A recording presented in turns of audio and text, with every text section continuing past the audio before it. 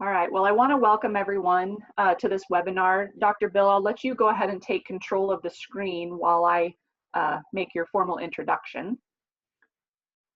So Dr. Vandergrift is a PhD equine nutritionist, but more importantly, he's a horseman.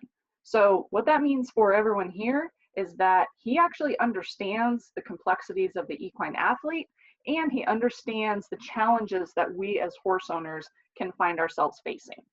So Dr. Vandergrift is really most noted for his ability to use nutrition as a means for solving or supporting some of the unique problems that horses face. So I think that Dr. Bill has consulted for horses on nearly every continent except Antarctica. So we're definitely excited to have him here today to visit about bleeding and airway conditions in horses. So throughout the webinar, if you guys have questions, please use the chat function to ask your questions as we go. We'll hold all questions until the end of his presentation, and then we will get to as many of them as time allows. At the close of the presentation, if we didn't get to your question, we will have a copy of that chat log, assuming that you made the chat public or posted it to everyone, so we can certainly reach out to you and follow up with any of the questions that weren't answered. So with that, I will go ahead and turn it over to you, Dr. Bill. Okay, thank you very much, Dr. Nichols. And I think this is a very interesting but complex topic. And what we hope to discuss today is, first of all, what is the incidence of bleeders or exercise-induced pulmonary hemorrhage? And I want to thank you for running that poll. I'm going to save the next slide till we get, or the results till I show the next slide and talk about the incidence. Very interesting. We're going to discuss, what exactly is exercise-induced pulmonary hemorrhage, what causes it, what affects it, and that's the most complex or complicated component of this presentation. Then present some hints, tips, so to speak, how to prevent or reduce. Because I don't think we're ever going to fully prevent it, but we can certainly take steps to reduce bleeding due to exercise. And then we're going to talk about some of the specific stride products that you can utilize that can help prevent or reduce bleeding in performance horses. So first of all, let's look at the incidence, and it matches up very nicely with the poll you just took, Dr. Nichols. Multiple studies in thoroughbreds and standardbred racehorses from a scientific study standpoint indicate that the average incidence of bleeding in racehorses is 50%, with a range somewhere between 40 and 85. And in barrel horses, there's not as many studies done with barrel horses, but it matches up very nicely with the thoroughbreds and the standardbreds, average being approximately 50%, with a range being 40 to 65%. So the poll that we just took, I think our incidence was, 58%. So it falls right on top of these scientific studies that have been done. But to discuss incidence a little bit more, going back up, and looking at this particular statement right here, especially when you talk to a bunch of thoroughbred trainers or thoroughbred or veterinarians that work with thoroughbred race horses, you all commonly hear the statement that just all horses bleed to one degree or another. And that's not entirely untrue from the standpoint that when you look at these incidence numbers, for example, the average 50% in both thoroughbred, standardbred race horses and 50% in the barrel horses, most of this data has been obtained via endoscope. In other words, they'll actually, put an endoscope in the trachea and, detect the amount of blood that may be there to determine if the horse bled or not. There's another way to measure that, and that's actually to lavage the trachea, which is a little bit more invasive and actually therefore is not commonly done. For example, if you just ran a barrel pattern, or you just ran a thoroughbred race and you want to have your horse checked to see if it bled or not, 99.9% of the time, they're simply going to scope the horse. But by actually lavaging the upper respiratory tract, they're like looking for the evidence of blood cells, which would indicate that the horse did bleed to some degree. And the incidence that's detected using those lavage techniques is always higher than using just an endoscope. So the fact that in thoroughbred race horses, where some studies have reported 85% of those horses bled, then if you consider that if you actually did a lavage on those horses, you might end up with a number that is in fact close to 100%. So that's where the term comes from, or the comment comes from, that essentially all race horses are going to bleed to some extent, to one degree or another. Some may not bleed enough to actually affect performance, and we're going to talk about that as we go through, but many of them will in fact bleed to, some degree. Thoroughbred racing and barrel racing are different. It's kind of like, okay, Einstein, tell me something that's not obvious. But the differences, I think, are important as we talk about the incidence of bleeding and why the horse is participating in barrel races versus thoroughbred or standardbred horses show some different results when we look at the scientific studies. But I do want to make sure that everybody understands that both of these activities are strenuous physically, but they are different in duration. They're different in the physical demand. And if you don't believe that, how many people do you see running barrels using a race saddle? Okay, that right there should tell you that the physical demand of that activity is different. But I do want to make sure you understand that any horse that bleeds is going to have some health challenges. So even though when we said low-level bleeding may not affect performance per se, it is going to affect health, and we never want to lose sight of that fact. So let's look at bleeding or exercise-induced pulmonary hemorrhage in barrel horses, because we know that bleeding in thoroughbreds and standardbreds does affect performance. In fact, if a horse bleeds significantly during a race, you can often know before that horse ever crosses the finish line, because he'll have to slow down. It's like, we use the term, well, he just hit the wall. And because he slows down because he can't breathe, because of the hemorrhaging that's taking place, and he can't get enough oxygen to the rest of his body. So we know, quite clearly that exercise-induced pulmonary hemorrhage will reduce performance in both thoroughbreds and standardbreds. But what about barrel horses? Interestingly enough, there was a recent study that was published in the Journal of Veterinary Internal Medicine, which did in fact indicate that barrel horses that bled had similar performance to barrel horses that did not bleed within the same event. So here's a study that would indicate then that bleeding in barrel horses may not affect performance very much. Now, there's a limitation, an obvious limitation on this study, because this was a study that was done with actual barrel horses. There was no real control.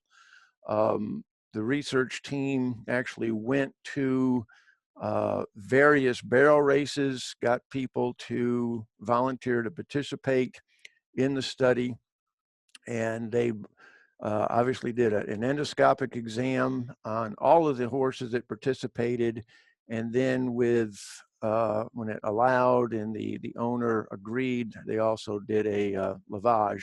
And once again, when they did the lavage technique, they got a higher incidence of bleeding because they were able to detect a small amount of bleeding that did not show up in using the endoscopic exam. But the reason there's limitations to this is we say, okay, bleeding didn't affect performance in these barrel horses, but it leaves open the question, well, what if that individual horse that bled, how much better may that horse have performed had they not bled? So we don't have an answer to that specific question for a specific horse-by-horse basis.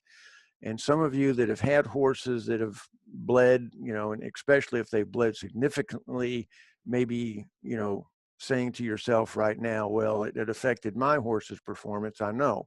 And I think that's very logical that it would. But another interesting finding in this research was oftentimes bleeding is associated with more strenuous type exercise, and that's not necessarily true. In this particular study, the incidence of bleeding was similar in all levels of the competition, whether it was a 1D horse all the way into the 5D horses. There was no difference in the incidence of bleeding at the different levels. Also, there's a study out of Japan which indicates that thoroughbred racehorses, even at a slow gallop, which was defined as 20 miles an hour, which that's just what we call a hobby lope, so to speak, just taking it nice and easy around the track. Those horses also bled to a certain degree. So that underscores the fact that the exercise doesn't have to be extremely strenuous for a particular horse to actually bleed. So we need to look at then what is triggering this hemorrhage. Also interesting in the same study that was reported in the Journal of Internal Medicine, they discovered that even though Lasix or furosemide tends to reduce severity of pulmonary hemorrhage in thoroughbred race horses, this study indicated that Lasix did not reduce severity in barrel horses. Also, it indicated that clenbuterol actually increased the severity of bleeding in barrel horses when given prior to a barrel race. Now, that may or may not be contrary to your current thinking or your current experience. But if we look at the physiology and the causes of exercise-induced pulmonary hemorrhage, and we look at thoroughbred race horses versus barrel horses, this is logical that these results would show up. So let's take a look at that. So what causes exercise-induced pulmonary hemorrhage? Well, the traditional theory, and the one that still is being held today, is that exercise-induced pulmonary hemorrhage is caused by the rupture of the pulmonary capillary. So that part everybody agrees with. The question is, what causes that rupture of those pulmonary capillaries? And it is currently believed that that rupture is caused by an excessive pressure difference. And then you'll notice I've got the word difference underlined and in bold because that is the important point that you need to remember as we go through this discussion. It's the difference between the pressure inside those capillaries, inside the pulmonary capillaries, and the inspiratory pressure in the lungs. Now, inspiratory pressure is always negative, okay? So you're sitting there right now, the very fact that you're tuned into this webinar means you're alive. And if you're alive, I assume that means you're breathing. So as you breathe, you know, when you inhale, okay, think about now you've got air from the outside environment that is now going into your lungs. So for air to flow from the outside to the inside of your lungs, there has to be a negative pressure in your lungs. That's what draws the air in. And then when you exhale, then you create greater pressure in the lungs compared to the outside. So now the air is allowed to flow out. So with horses, this gets kind of unique, and we're going to talk about that. But now think about that. Every time you inhale, there is a negative pressure in the lungs, but yet the pressure in the pulmonary capillaries in a horse that's working hard is increasing. So that's where the difference in the pressure comes from. Inside the lungs, pressure is going down. Inside the capillaries, pressure is going up.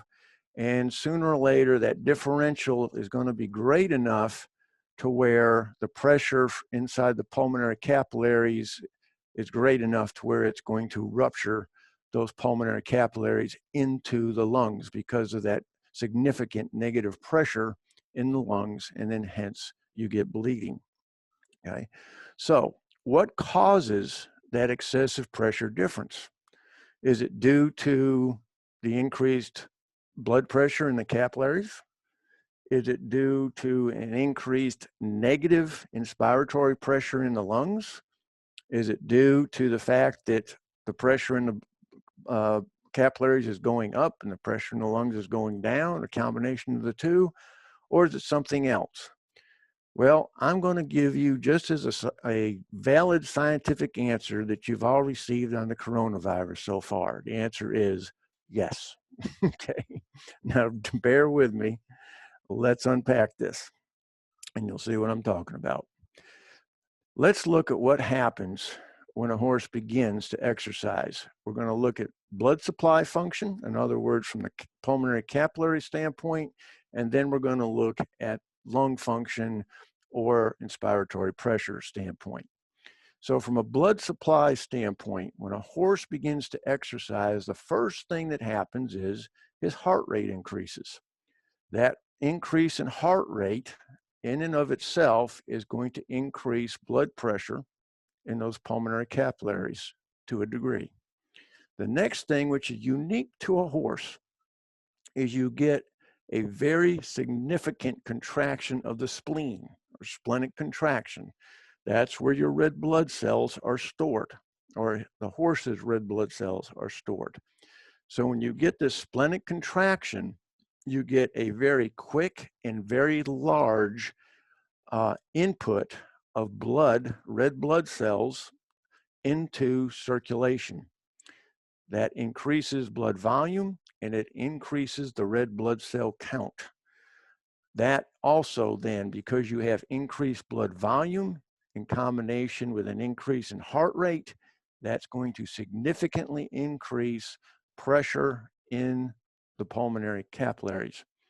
Now, in the research that's been done on this, they have discovered that the horse is actually quite capable of handling a very large increase in the blood pressure in the pulmonary capillaries.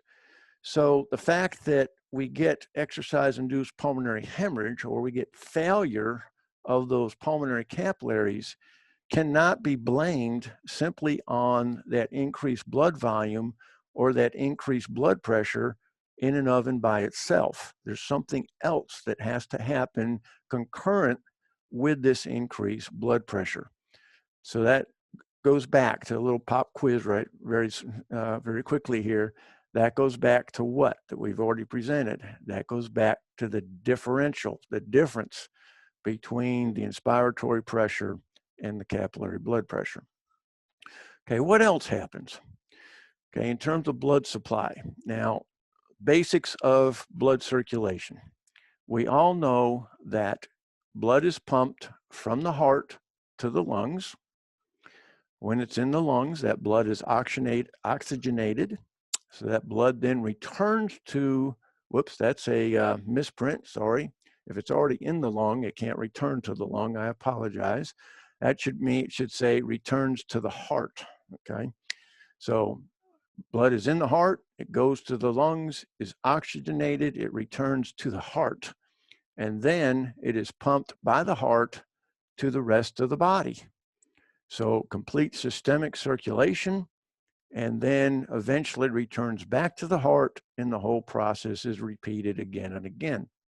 Now, some other recent research, this is being conducted up in Alberta, Canada, and they do a lot of work with exercise pulmonary hemorrhage in that particular laboratory. But they were taking another look at this because we really do not fully understand what causes exercise-induced pulmonary hemorrhage. If we did, we'd be much further along at being able to predict it and being able to prevent it, or at least reduce it more than we currently are. So there's still some parameters to this formula that we're missing. And I think they may have actually come upon one in this particular research project that they did, which indicates that the heart capacity or circulation capacity in some horses may be a limiting factor, not in blood that's going to the lungs, but rather in blood that's coming back from the lungs back to the heart. So, and that is then also controlled by systemic circulation. So if the heart is sending blood throughout the body, but the body's basically saying, I'm handling all the blood I can handle right now, but the heart's still pumping, where does that blood back up? The blood backs up in the lungs. The blood backs up in the pulmonary capillaries. And so that then increases blood volume and then subsequently increases blood pressure significantly within those pulmonary capillaries. And that can now lead to exercise-induced pulmonary hemorrhage. And some of their data and some of the ways they've looked at this give some good evidence that that theory may in fact be part of the equation we've been looking for. So currently a lot of the emphasis that everybody's looking at in terms of bleeding has been, blood going into the lungs. In other words, that splenic contraction, increasing blood volume. Lasix reduces blood volume because it's a diuretic. So you're trying to reduce pressure going into the lungs. This research project indicates, no, the problem's on the other side. The problem is the blood's not leaving the lungs, and therefore that's increasing blood pressure. So that can help explain a couple of things here. So we've looked at blood supply to the lungs, blood pressure in the capillaries. What about airway function and lung function? Another area where horses are unique is when they are competing, they are only taking one breath per stride. So their respiration rate is determined by their stride frequency. So since respiration rate is, or their increase in respiration rate is limited by their stride frequency, but yet they need more air, they need more oxygen coming into the lungs in order to support that physical activity, then how do they then increase oxygen supply? Well, if you can't increase respiration frequency, you have to increase respiration volume. So they increase the amount of air that's being taken into the lungs. Now, as we talked about the mechanics of breathing, what's bringing air into the lungs is that negative pressure. So in order to bring more air into the lungs, what has to happen to that negative pressure? That negative pressure has to become greater. So, and this is where we say greater, but it's a negative greater, okay? So that means the differential between the negative pressure that's going to bring more air into the lungs is going to be counterbalances or works against the increased blood pressure in the pulmonary capillaries. So you can see as one's going down, one's going up, the chances of those capillaries failing then and creating bleeding goes up. Now, respiration in the horse is also facilitated by stride motion. So when a horse is actually galloping, it's that physical motion of stretching those legs, stretching that diaphragm, which helps increase that negative pressure in the lungs, which helps him then get more air into his lungs. Now, this is where a significant difference exists between the thoroughbred and the standardbred racehorse and the barrel horse. The thoroughbreds and the standardbreds run in a linear pattern, okay? So stride length, stride frequency are somewhat even and consistent. So that results in a more even inspiratory pressure, okay? What does a barrel horse do, on the other hand? A barrel horse has to run in a circular pattern. He has to speed up and slow down. So not only does stride length change, but then stride frequency changes. How do I get rid of that, Jimmy? There we go. Okay. Um, so stride length, stride frequency are inconsistent. That results in a greater variation in the inspiratory pressure, and you get spikes in this negative pressure in the lungs, which is different and actually more detrimental for the barrel horse than it is even for the thoroughbred horse. Okay, so a horse then, when they're galloping, they can exchange, in terms of capacity of air that they're moving. This is a good way to look at it. They can exchange a bathtub full of air. So everybody think of your bathtub. I know they come in somewhat different sizes. Think of a large bathtub. A bathtub full of air every 10 to 12 seconds, okay, when galloping. So that's a lot of air that they're moving in and out. Also keep in mind the horse can only breathe through his nose. He does not breathe through his mouth. So any restriction on the nasal cavities, any restriction on the upper airways is going to decrease the amount of air that they can move in and out. So you would think that therefore any increase in upper airway capacity then should be a benefit, and it is to a point.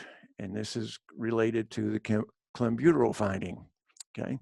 So any increase or decrease in upper airway capacity will affect inspiratory pressure, okay? So if I get a significant increase in airway capacity, okay, now I can move more air in and out, but now what has to happen to that inspiratory pressure in order to move that greater amount of air in and out? It has to become more negative. That's how that great volume of air moves. But on the other hand, what if I've got a lot of mucus in my respiratory system? What if I have a lot of inflammation in my respiratory system? I can't move that much air in, but yet I'm a horse and I'm still galloping at 35 miles an hour. So I still need as much air as possible. So now how am I going to move all that air through a restricted area? Again, that negative pressure is going to have to increase in order to pull that air through that restricted airway. So in either case, it's a bell-shaped curve. In other words, you get a significant decrease in airway capacity, you increase negative pressure. You get a significant increase in airway capacity, you're also going to increase negative pressure. Okay, and hopefully I've explained that well enough so you can kind of visualize how that's going to work. Now, what happens when we give clenbuterol? Clenbuterol opens up, okay, your airways. It opens up the lungs. So now you can increase the amount of air that's going to be moving in and out, and hence you increase the negative inspiratory pressure in the lungs. And for a barrel horse, due to the nature of their activity, where they're speeding up, slowing down, they're changing stride length, they're changing stride frequency, then the spikes that they get in the changes of that inspiratory pressure is what triggers then the capillaries to break. And so when you understand how that works, then you look at those findings that were discovered and published in the Internal Medicine Journal, that horses given clenbuterol actually had more bleeding than those that didn't receive it. For barrel racing horses, now you can understand why. So, and again, any upper airway inflammation, any increased mucus content in the upper airways, larynx paralysis, that decreases airway capacity. So the horse is forced then to increase its negative inspiratory pressure in order to pull enough air into the lungs, which then in turn increases the chances of exercise-induced pulmonary hemorrhage. So what about Lasix? How does Lasix work? First of all, does it work? Okay. I earlier introduced some data which suggests that Lasix in barrel horses may not be that effective. When you look at the research studies that have been done with thoroughbreds, you will find more studies that say that Lasix does decrease the severity of exercise pulmonary hemorrhage. that being said, you can also find some very valid research studies that have been published in peer-reviewed journals done by very reputable laboratories that say the opposite, that will say even in thoroughbreds, Lasix will not affect the severity of exercise-induced pulmonary hemorrhage. So anytime you get an incidence such as this, where you've got some labs say it's beneficial, other labs say it's not doing anything, that simply underscores the fact that this is a multifaceted, very complex situation, and we still don't have a complete and full handle on it.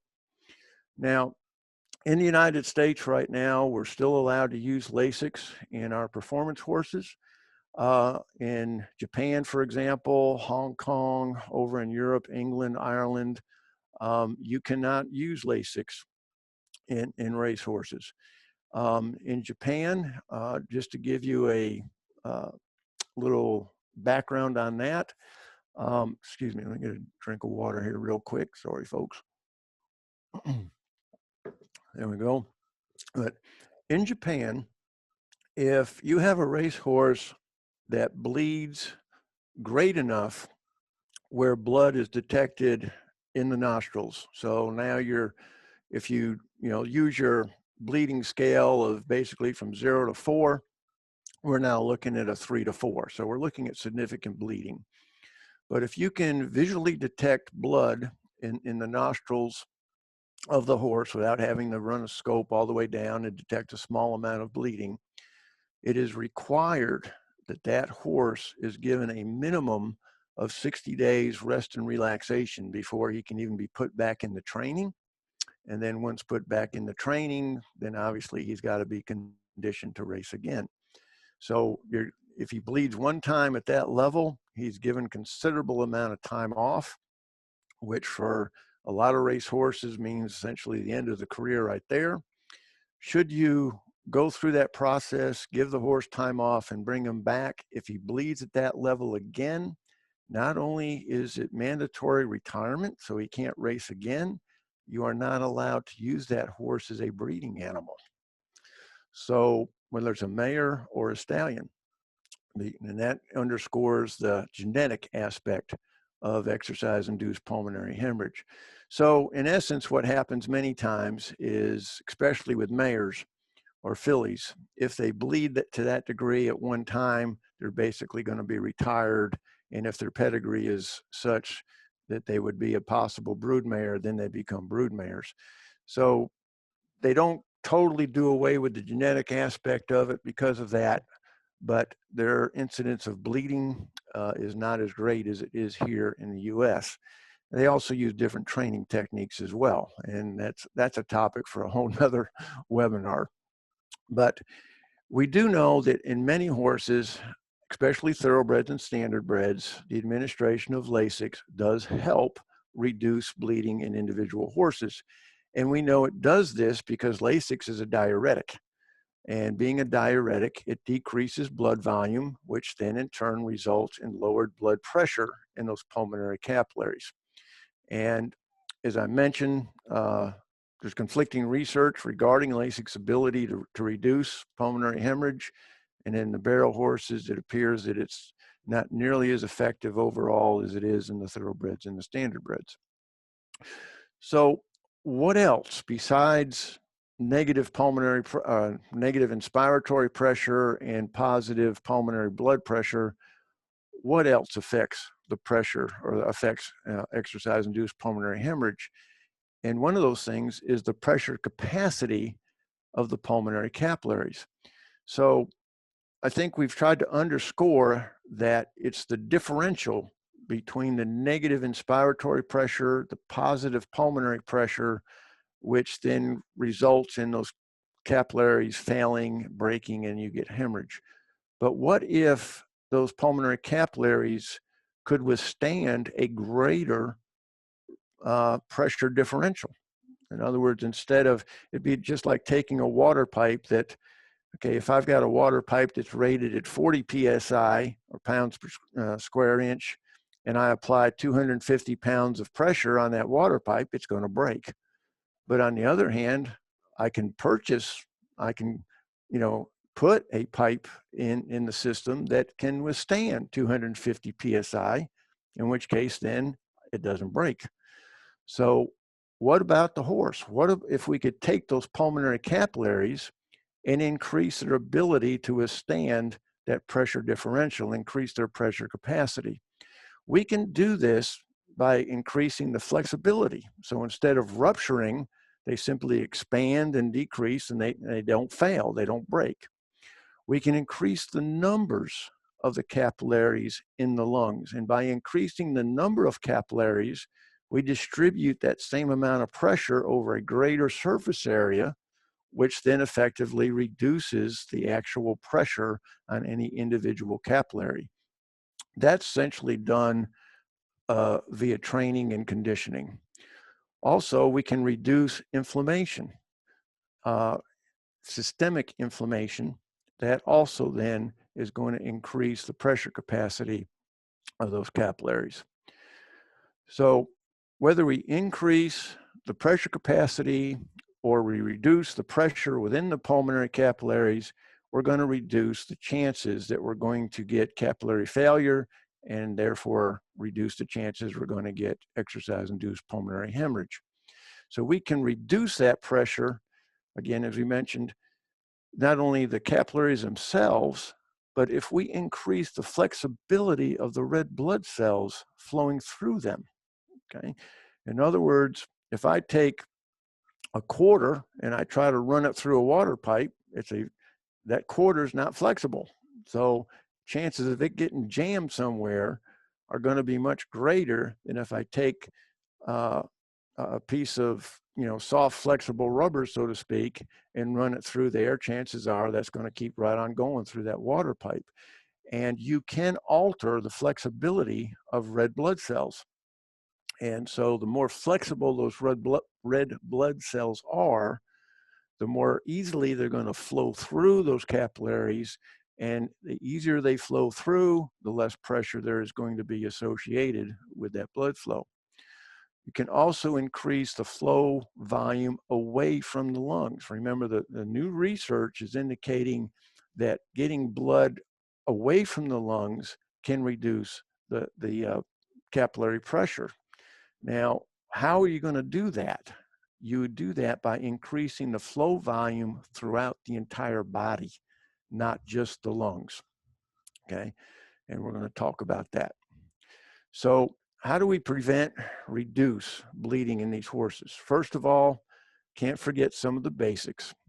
You want to keep your horse in a dust-free environment, okay? Dust is a #1 enemy of upper airway health.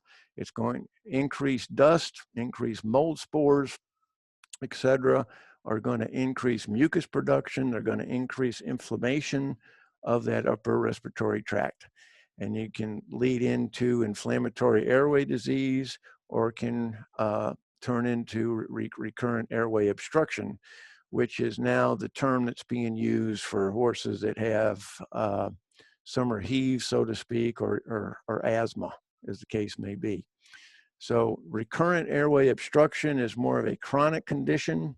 Airway inflammatory disease is considered to be more of an acute condition. But either way, we want to remove dust, mold, pathogens from the environment as much as possible, so we keep that upper airway tract clean, free of inflammation, free of mucus, so it's easier for the air to flow in and out into the lungs and back out the nose, okay? So stamina training to increase the capillary number. So if we increase the number of capillaries in the lungs, as we just mentioned, you can reduce capillary pressure, okay? Keep the horse relaxed. This is something that's easier said than done. We see many thoroughbred race horses, we see standardbred horses, we see barrel horses.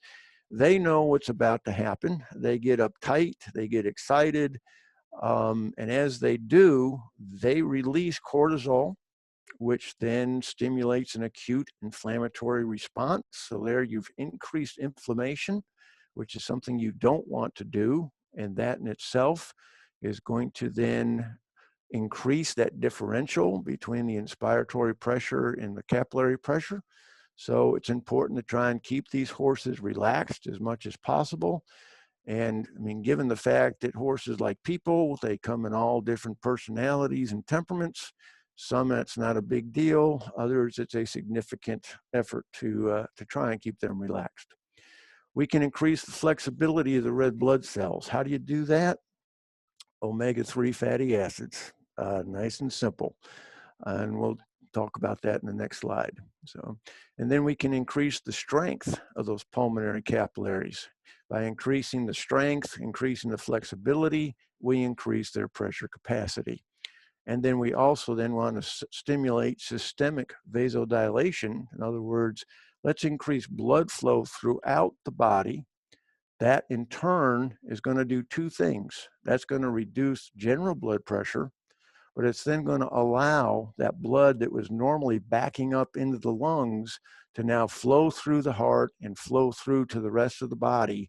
And the net result that we're looking for is it's going to reduce the pressure in the pulmonary capillaries because we have blood flowing freely. So let's look at some of the Stride products that can actually help you do this.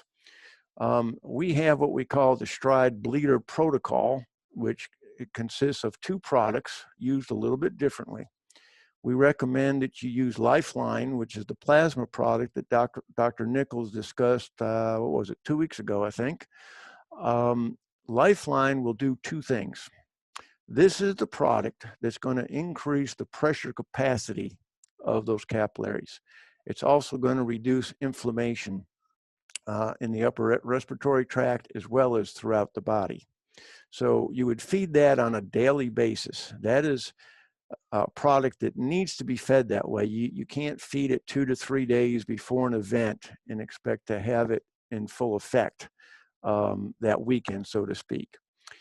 Serge can be fed or dosed, I should say, right before the event. And you'll see our recommendation is you dose Serge 1 hour prior to your run or prior to the event. Serge is your vasodilator. Serge generates nitric oxide. Nitric oxide is a significant vasodilator throughout the entire body. So that's the product that's going to keep the blood flowing out of the lungs to the rest of the body and thereby reduce blood pressure in the lungs. We've had some thoroughbred racehorses that were chronic bleeders that were put on Serge, and I'm talking significant bleeders. They were bleeding at the 3 and 4 scale range. The first time they gave them Serge, they noticed a reduction, but they still bled significantly. After the fourth time they used Serge, the horse actually won the race, and when they scoped him, he only had a score of 1 on the EIPH scale. So Serge can definitely benefit some horses. Now, keep in mind, one of the things I wanted to emphasize here, when we talk about bleeders, it's a very complex, multifaceted condition. And so what works for one horse, it may work in the second horse, but maybe not to the same degree. So as you apply any of these recommendations, keep that in mind, okay? But using Lifeline daily, using Serge about an hour before the event has proven to be quite effective at least reducing, if not preventing, pulmonary hemorrhage, even in barrel horses. Some accessory products you might want to consider adding to that would be either Rewind or fish oil factor.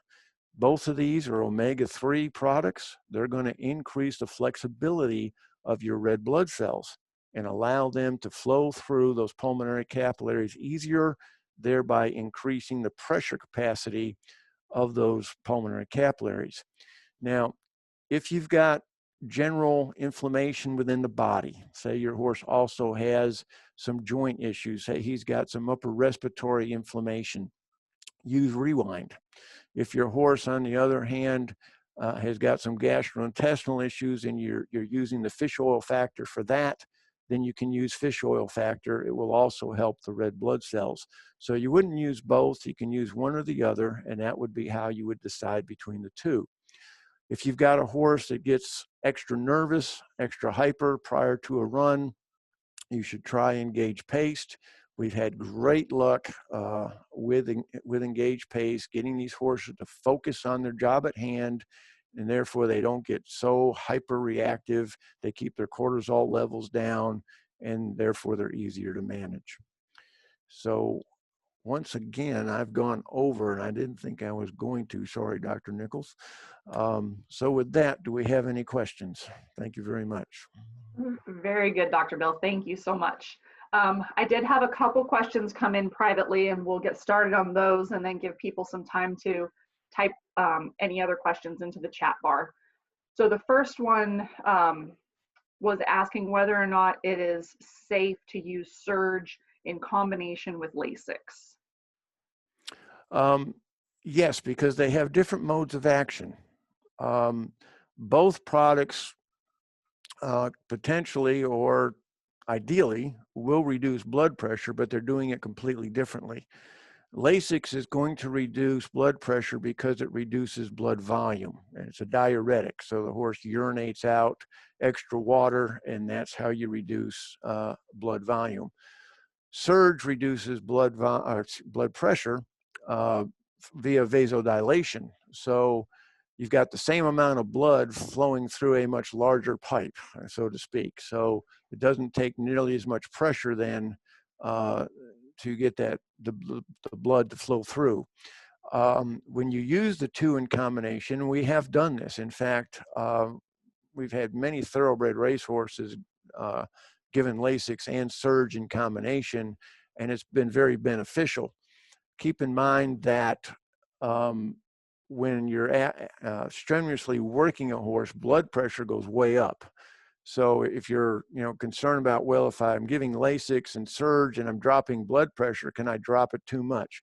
No, that is not going to happen, not even close. So there's no problem with giving the two together. Okay, perfect.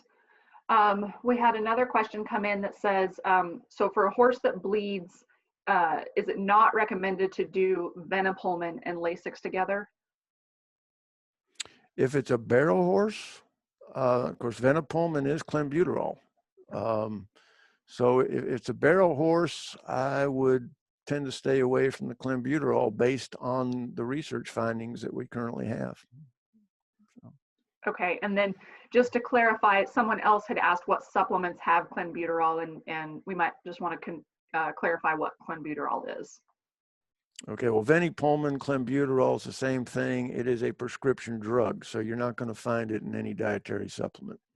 Okay. Perfect. Here's another question that came in. It says, I don't have any personal experience with bleeders, but would you ever, well, okay, I guess that's the same thing. It says, would you ever use clenbuterol and Lasix at the same time? All right, never mind. Basically answered that one already. Okay. Let's see. Another one just came in. It said, can fish oil and Lifeline be supplemented together? Oh, absolutely. And we do that fairly often as well.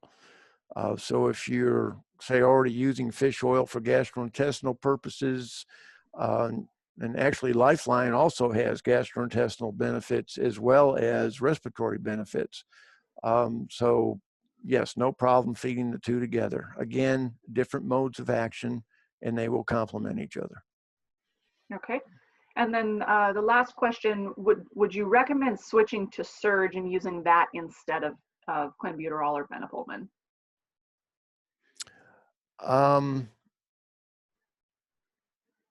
Well, again, I can answer that a couple of different ways. And she just actually sent a clarification, and she's saying it's with the horse that's also on Lasix. Yeah, okay. Well, as we just, answered, Serge and Lasix can be used together. The major function of clenbuterol is to open up the airways, open up the lungs, open up the upper respiratory tract. Serge doesn't do that.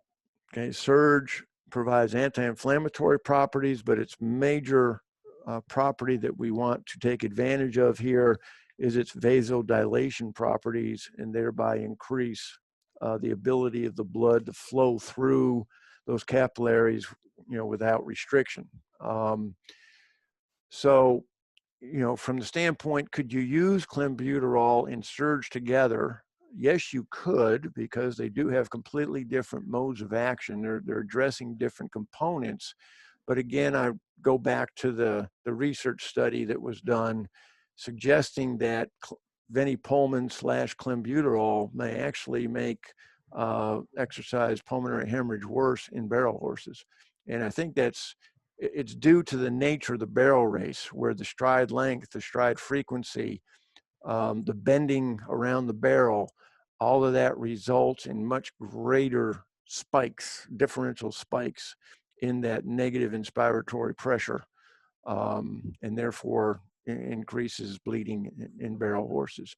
But take each horse as an individual. That's not to say that there aren't some horses that might have some upper respiratory constriction or restrictions because of mucus or whatever, and that's usually why they're given clenbuterol. It's possible that could actually help individual horses. But I would tend to, work with your vet on that and be cautious, be on the lookout that when you use clenbuterol, did my horse actually bleed? Did he bleed worse? And I think a lot of the current thinking has been, well, I gave him clenbuterol, that should help. Keep in mind, it might actually make it worse. So I think that's be the way I'd answer that question. Okay, perfect. And then we'll do just one more question here before we wrap up. This one is asking if it's okay to use Serge daily before workouts, or if you should save it for race day. I mean, basically, how often can you use Serge? You can use Serge daily. When you dose Serge and you get that vasodilation response, obviously that the vasodilation is going to increase blood flow for a certain amount of time, and then it's going to kind of come back down to where it was. As you use Serge daily, it can actually improve the vasodilation response over time, but it's going to improve it, and then the vasodilation will lax off, and then you dose with Serge again, you increase it, and then it'll slack off. So yes, you can use it every day. We have people that do that.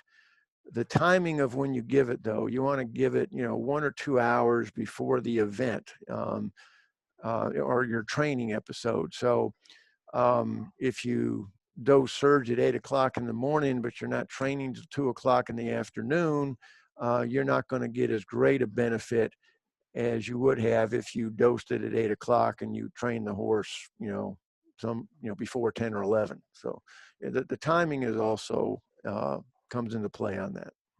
Okay, perfect. Thank you, Dr. Bill. I really appreciate that. So for everyone who is still on, be sure to check your emails using the email address that you signed up with.